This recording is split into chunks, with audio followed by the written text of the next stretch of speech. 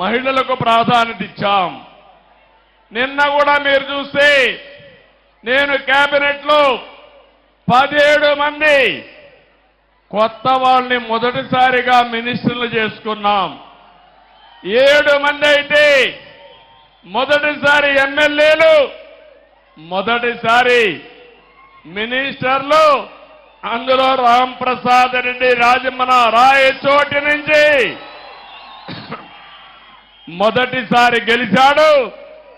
మొదటిసారి ఎమ్మెల్యేనే కాకుండా మంత్రి చేశామంటే యువతకు తెలుగుదేశం పార్టీ ఇచ్చే ప్రాధాన్యతని మరొకసారి మీ అందరికీ విజ్ఞప్తి చేస్తున్నాను.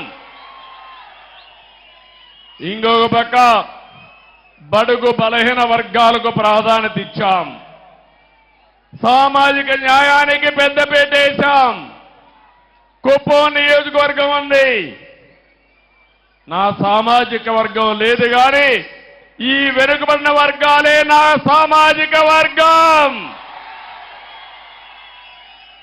40 ఏళ్లుగా గెలిపిస్తున్నారు. అందుకే రాష్ట్రంలో 8 మంది కేబినెట్ మంత్రులుగా బీసీలను పెట్టాం. ఇది ఒక చరిత్ర. 24 మందికి 8 మంది బీసీలు ఉండడం చరిత్ర అని చెప్పి కూడా నేను మీకు తెలియజేస్తున్నా. ఈరోజు 4వసారి నేను ముఖ్యమంత్రిగా ప్రమాణ స్వీకారం చేశాను. ప్రమాణ స్వీకారం చేస్తానే పోలవరం పోయాను, అమరావతికి వెళ్ళాను, అసెంబ్లీ సమావేశాలు పెట్టుకున్నాం, కేబినెట్ సమావేశం పెట్టుకున్నాం. తర్వాత నాకు ప్రత్యక్ష దేవుళ్ళైన కుప్పం దేవుళ్ళని కలవడానికి ఇక్కడికి వచ్చాను. ఇక్కడి నుంచి ప్రజాక్షేత్రానికి వెళతాను. వెళ్లే ముందు మీ ఆశీస్సులు తీసుకోవాలని, మీ అందరితో కలిసి మాట్లాడాలని, మిమ్మల్ని చూడాలనే ఉద్దేశంతోనే నేను ఇక్కడికి వచ్చాను. నేను ఈరోజు ఒకే ఒక విషయం మీ అందరికీ విజ్ఞప్తి చేస్తున్నాను. నేను మీకు రుణపడి ఉన్నాను. 5 ఏళ్లలో మీ రుణం తీర్చుకుంటానని మరొక్కసారి మీ అందరికీ హామీ ఇస్తున్నా, వాగ్దానం ఇస్తున్నా. అన్ని విధాలా అభివృద్ధి చేస్తాను. భగవంతుడు నాకు ఎంత శక్తి ఇస్తే అంత శక్తిని ఉపయోగించి కుప్పాన్ని అగ్రస్థానంలో పెట్టడానికి ప్రయత్నం చేస్తాను. నా జీవితాశయం ఒకటే, పేదరికం లేని సమాజం, జీరో పావర్టీ. ఎక్కడ పేదవాడు ఉంటే అక్కడ ఉంటా, మీకు అండగా ఉంటానని మీ అందరికీ హామీ ఇస్తున్నా. అందుకనే ఒక్కసారి చరిత్ర కూడా మనం ఆలోచించుకోవాలి.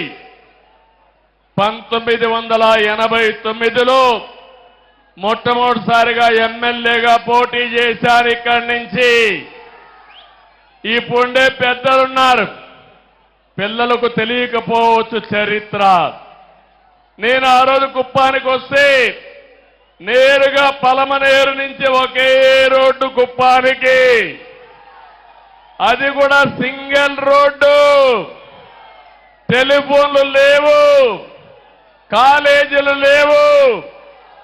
అందుకే ఆలోచించా, చిత్తూరు జిల్లాలో ఒక వెనుకబడిన ప్రాంతం కోసం నేను పని చేయాలని కుప్పం నియోజకవర్గాన్ని ఎంపిక చేసుకున్నానని చెప్పి నేను మీకు తెలియజేస్తున్నా. 89, 94 మన గవర్నమెంట్ రాలేదు, అపోజిషన్లో ఉన్నాం, పోరాటాలు చేశాం. 94 నుంచి 2004 వరకు మన ప్రభుత్వం వచ్చింది, అభివృద్ధి చేశాం. ఇప్పుడుండే అభివృద్ధి మీరు ఏ ఊరికి పోయినా, సిమెంట్ రోడ్ను అడిగినా, ఊర్లో వీధి దీపాలు అడిగినా, కాలేజీలను అడిగినా, ఏ అభివృద్ధిని అడిగినా దాన్ని ఎవరు చేశారంటే తెలుగుదేశం అని చెప్పే పరిస్థితిలో ఉంది. మీ ఎమ్మెల్యేగా నేనే చేశానని మీ అందరికీ సగర్వంగా విజ్ఞప్తి చేస్తున్నా. మళ్ళీ 2004 నుంచి 14 వరకు ఆ పొజిషన్లో ఉన్నాం. మళ్ళీ పోరాటాలే. 14 నుంచి 19 వరకు మళ్ళా అధికారంలో ఉన్నాం. అభివృద్ధిని పరిగెత్తించాం. నా జీవితంలో ఎప్పుడూ చూడలేదు 1924. అది ఒక పీడ కళ అవునా కాదా తమ్ముళ్ళు అని అడుగుతున్నా.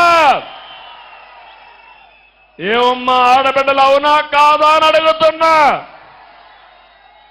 అరాచకం, అప్రజాస్వామ్యం, దౌర్జన్యాలు, రౌడీయిజం నా జోలికే వచ్చారంటే ఇక్కడ అన్నా క్యాంటీన్ పెట్టాం. ఇక్కడే అన్నా క్యాంటీన్ పెట్టి భోజనం పెట్టాలంటే ఫ్రీగా వైఎస్ఆర్ కాంగ్రెస్ నాయకులు చేసిన దౌర్జన్యాలు ఎన్నో ఒక్కసారి గుర్తుపెట్టుకోవాలి. ఎక్కడో కేజీఎఫ్ అనుకున్నాం. కేజీఎఫ్ లో బంగారం కోసం గనులు వచ్చాయి. కుప్పంలో గ్రనైట్ మొత్తం దేసేసి మళ్ళా కేజీఎఫ్ ను మరిపించే విధంగా దోపిడీ జరిగింది. అవునా కాదా అని మిమ్మల్ని అడుగుతున్నా.